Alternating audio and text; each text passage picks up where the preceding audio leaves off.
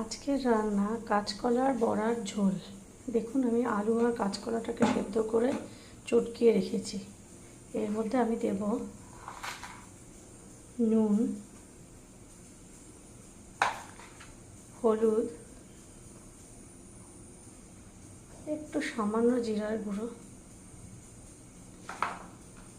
লঙ্কা কুচি,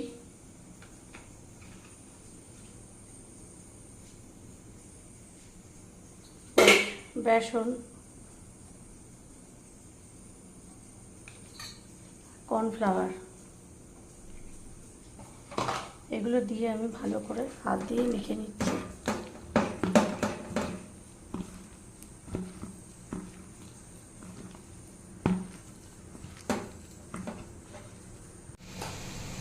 দেখুন আমি বড়াগুলো ভেজে নিচ্ছি,